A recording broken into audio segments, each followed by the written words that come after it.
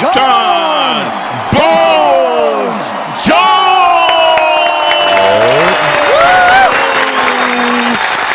And he's back, ladies and gentlemen. I said it all morning long. We done the research. We compared and contrasted over the past few decades. Who would it be?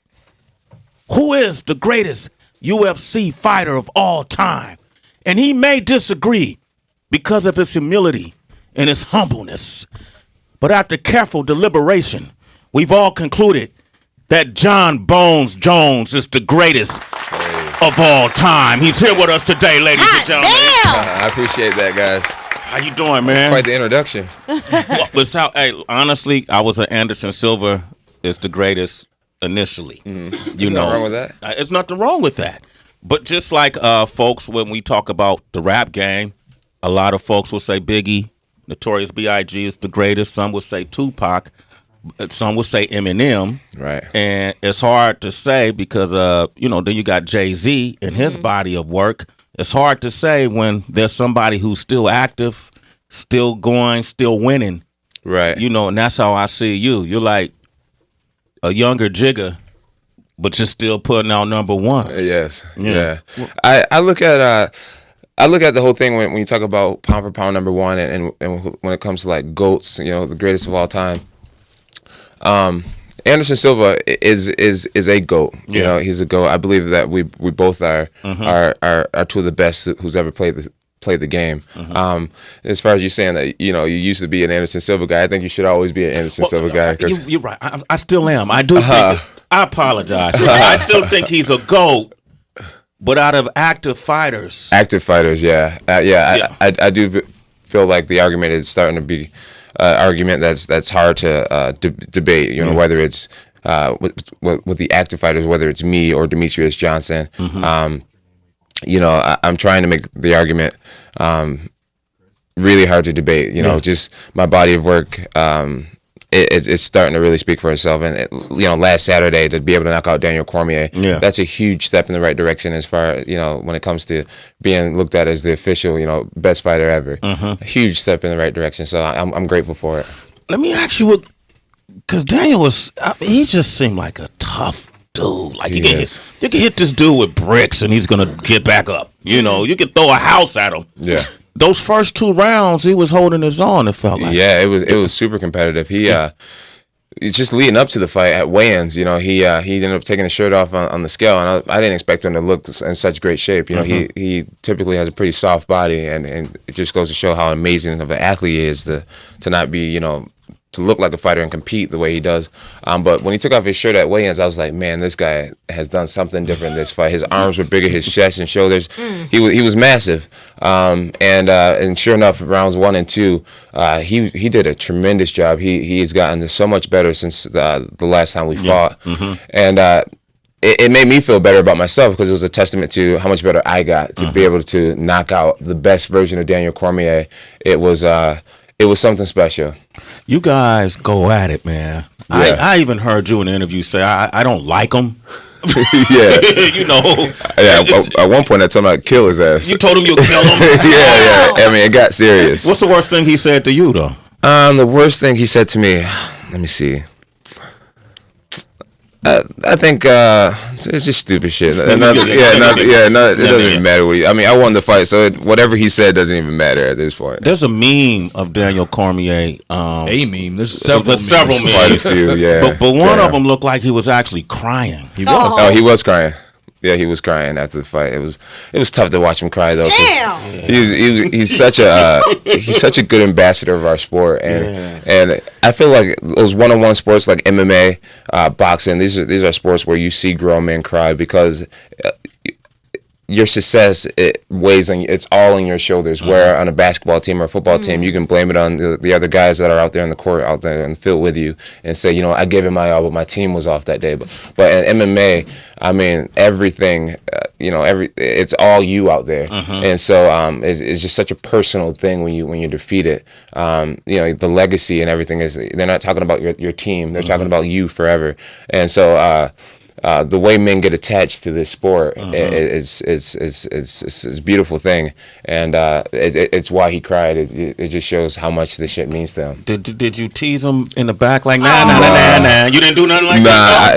I wanted to because he you didn't do that. Come on, he talked so much shit. He talked so much shit leading up to the fight. Come on, you didn't tease him. Look at that bitch. You know what? I don't have to tease him because the memes that are out right now, it like, I mean, people are doing it for me. But after the fight, I said to the audience, I said, Daniel Cormier is such a respectable man and champion, and he really is. He really is. He's a good example. Yeah. He's been the best fight one of the best fights I've seen against you. Yeah. He did a great job. Yeah. So So I can't go back and be like, oh, look at this dude crying and all that after praising him in the octagon. But like I said, there's no need to do it because the fans are brutal. Can y'all ever be cool though?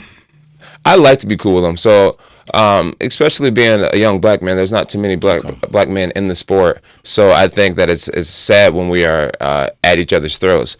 If anything, we should be rallying around each other, supporting each other, and lifting each other up. So I would like to eventually get to a place where we can support each other. Do charity events together. Do a interview together and talk about our beef. The same way Mike Tyson and Holyfield came together years later. I saw that. And talked about the matches they had. I would love to be able to do something with Daniel Cormier. I think people would like to see us kind of mend things and be one. I had Jada Kiss and Beanie Siegel come on our show and talk about their beef. It was amazing because I've had Jay-Z and Nas talk about their beef. I'm putting it in rap terms, but it's amazing because you find out things about your competitor, how they were thinking that you didn't even know they were thinking that at the same time, and the fact that y'all could come together after the fight and be cool. I respect you as a person. I respect your craft. When we in that ring, you ain't shit to me. Right. I appreciate that. Yeah. You did something at the end of this fight that once you did, this dude texted me immediately, OQ, right here. Yeah, you called out Brock Lesnar. Yes, sir. And I'm trying to understand because you light heavyweight, right? And he's heavyweight.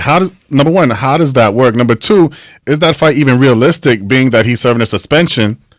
It is realistic. So the way it will work is, so I compete at 205, but my day-to-day life, I'll actually weigh about 230, 235. Brock Lesnar, he walks around at about 270 pounds, and he has to get down to 265 pounds. So he would be a lot bigger than me, but the athletic commissions, they would sanction the fight to happen. Man, it would be like a modern day David and Goliath situation. I mean, this guy is a freak athlete. He was an NCAA national wrestling champion.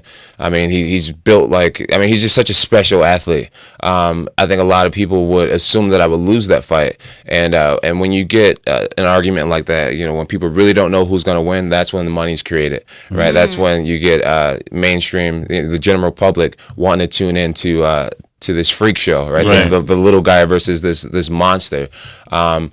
I know that it's possible to beat a guy like him. I think the higher the risk, the higher the reward. And great things are never supposed to come easy. Yeah. And so and that's what I'm striving for is greatness. To do the unthinkable. But you would have to wait, though, right? I would have to wait. Yeah. To answer your question, so Brock Lesnar is suspended because of some steroid allegations or whatnot.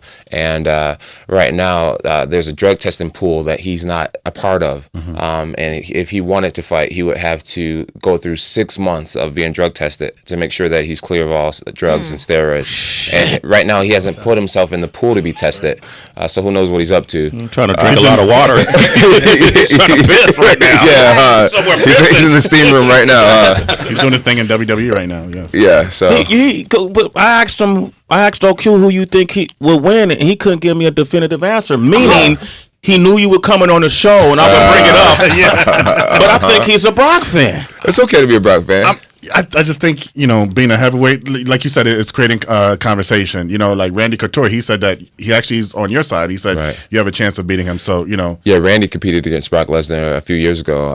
And he was in a similar situation. He weighed about 30 pounds less than Brock Lesnar, but it was competitive before he got knocked out. And I think it's safe to say that I'm a little bit better of a martial artist than Randy Couture, and so Randy sees the possibility of me pulling this off.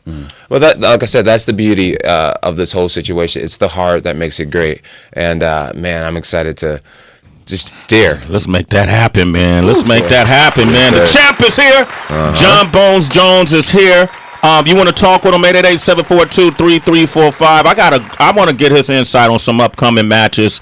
It's Sway in the Morning, Shade 45. If you know me, you know this ain't my first Sway. Certified. It's Sway in the Morning, only on Shade 45. Kilo.